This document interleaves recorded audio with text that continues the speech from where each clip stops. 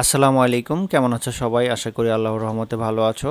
তো আমি আজকের ভিডিওতে ইম্পর্ট্যান্ট একটা ইমেল নিয়ে আলোচনা করব। তো আসলে খুবই গুরুত্বপূর্ণ একটা ইমেল, এটা কিন্তু সচরাচর পরীক্ষায় এসে থাকে।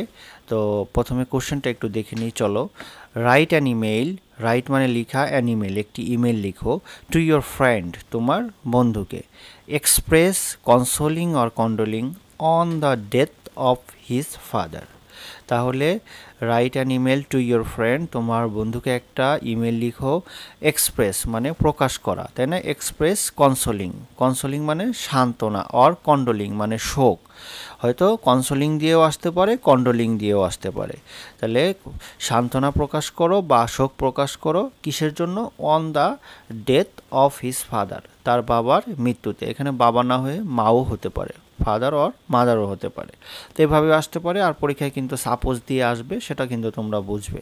আগে কোশ্চেনটা বুঝতে হবে, তারপরে কিন্তু তার উত্তরটা লেখার চেষ্টা করবে। যদি কোশ্চেন না বুঝতে পারে তাহলে কিন্তু পরীক্ষায় ভালোভাবে কোনোটাই অ্যান্সার করা যায় না।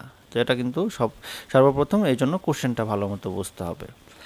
তো এখন মূল আলোচনায় চলে যাব। তো ইমেলের ফরম্যাটটা কিন্তু আমরা কম বেশি সবাই জানি। তো প্রথমে লিখতে হয় ফ্রম, তারপরে টু, তারপরে সিসি। ফ্রমে হচ্ছে যে ইমেল পাঠাবে তার ইমেল অ্যাড্রেস, টুতে হচ্ছে যে পাবে তার ইমেল অ্যাড্রেস বা যার কাছে পাঠানো হবে তার ইমেল অ্যাড্রেস, এবং সিসিতে হচ্ছে টু এর হুবহুব কপিটাই হবে টু, মানে টুতে যার ইমেল অ্যাড্রেসটা লেখা হবে সিসিতে তার ইমেল অ্যাড্রেসটাই লিখতে হবে। হ্যাঁ, এবং যেমন @gmail.com, এবং প্রত্যেকটাই কিন্তু gmail.com হয়েছে, বা ইয়াহু দিয়েও লেখা যায়। হ্যাঁ, আরও অনেক নাম আছে, সেগুলোতেও লেখা যায়। তো আমরা জিমেইল দিয়ে লেখার চেষ্টা করব। ওকে। আর এই প্রথম অংশটুকু কিন্তু একটু চেঞ্জ হবে, আর বাকি @gmail.com এগুলো কিন্তু ঠিক থাকবে, তাই না? তো সবগুলো কিন্তু ছোট হাতের হয়, তো এটাও আমরা একটু লক্ষ্য করব। এখন আসি সাবজেক্ট। সাবজেক্টটা কিন্তু এই বিষয়টা, প্রত্যেকটা বিষয় কিন্তু আলাদা আলাদা হয়। যেমন এখানে আমরা কি করব? কনসোলিং আর কন্ডোলিং, সেই জন্য লিখতে হবে কনসোলিং। যদি কনসোলিং আসে তাহলে কনসোলিং, আর যদি কন্ডোলিং আসে তাহলে কন্ডোলিং। কিসের জন্য? Of your father's recent death, মানে তোমার বাবার কি সাম্প্রতিক মৃত্যুর সান্ত্বনা বা শোক প্রকাশ, এরকম আর কি। হ্যাঁ, তো শুধু কনসোলিং কন্ট্রোলিং দিলেও কিন্তু হয়। ওকে, সাবজেক্ট এখানে এই বিষয়ে আমরা লিখবো, এজন্য পুরোটাই দিয়ে দেব। এখন আসি মূল আলোচনায়, সেটা হচ্ছে মাই ডিয়ার রহিম। এখানে রহিম আমি দিয়েছি বন্ধুর নাম, এবং ফ্রেন্ডের কথা বলা হয়েছে এজন্য, সাপোজ নাই এজন্য, তাই না? যে কোনো নাম দিতে পারবো। আর সাপোজ থাকলে এই নামটা কিন্তু বন্ধুর নাম হবে, যে নামটা দেওয়া থাকবে সেই নামটাই ব্যবহার করতে হবে। তবে একটা কথা মাথায় রাখতে হবে, সেটা হচ্ছে মায়ের এমটা বড় হাতে, ডিয়ারের ডি বড় হাতে, রহিমের আর বড় হাতে।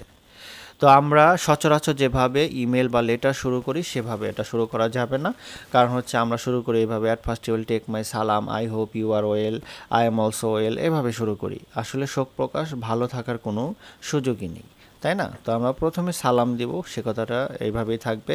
At first you will take my সালাম, সর্বপ্রথম তুমি আমার সালাম নিও। অ্যাট ফার্স্ট মানে সর্বপ্রথম, ইউ উইল টেক তুমি নিবে, মাই সালাম আমার সালাম।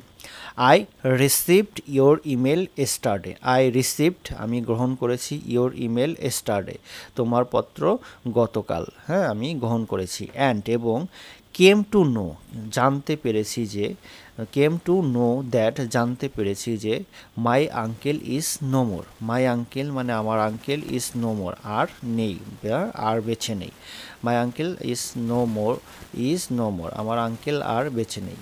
হ্যাঁ, this news came to me, this news এই সংবাদ, কেম টু মি আমাকে নিয়েছে, লাইক মতো, কিসের মতো? A bolt from the blue, এটা একটা প্রবাদ বাক্য। A bolt from the blue মানে হচ্ছে কি, বিনা মেঘে বজ্রপাত, মানে আসলে হঠাৎ করে বজ্রপাত হয়েছে এরকম, মানে কোনো মেঘ টেক নাই, বজ্রপাত যেরকম, এটা এরকম মানে হঠাৎ করে এমন একটা কথা শুনে আমি হতভম্ব হয়ে গেছি, এরকম বোঝাইছে আর কি।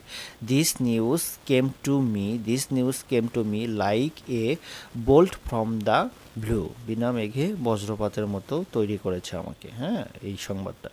I am wordless to console you, I am wordless, wordless মানে হচ্ছে ভাষাহীন বা শব্দহীন।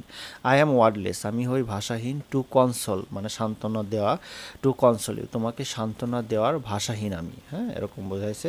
বাট কিন্তু, I want to say, I want to say আমি বলতে চাই, হ্যাঁ, every man must die one day, every man must die one day, প্রত্যেক মানুষ একদিন মারা যাবে। এভরি ম্যান মানে প্রত্যেক মানুষ, মাস্ট অবশ্যই, die one day, one day মানে একদিন অবশ্যই মারা যাবে। You have to stand strong, you have to stand strong, তোমাকে শক্ত হতে হবে। হ্যাঁ, you have to stand strong, তোমাকে শক্ত হতে হবে। I will meet you as soon as possible, I will meet, meet মানে কি সাক্ষাৎ করা, তাহলে আই উইল মিট ইউ, আমি তোমার সাথে সাক্ষাৎ করব, অ্যাজ সুন অ্যাজ মানে যত তাড়াতাড়ি সম্ভব, অ্যাজ সুন অ্যাজ পসিবল মানে যত তাড়াতাড়ি সম্ভব। নো মোর টুডে, আজ আর নয়, টেক কেয়ার, নিজের খেয়াল নিও, গুড বাই, শুভ বিদায়। ইউর লাভিং, এখানে যে ইমেলটা পাঠাবে তার নাম, আমি এখানে রনি লিখেছি যেহেতু আমি এটা পাঠাচ্ছি। তো এভাবে আসলে ইমেলটা সুন্দরভাবে লেখা যায়, আরও বড় করা যায়, অত বড় করার প্রয়োজন নেই। এখানে কিন্তু মোটামুটি কথাগুলো চলে এসেছে। আশা করি আমার এই আলোচনা তোমরা বুঝতে পেরেছো।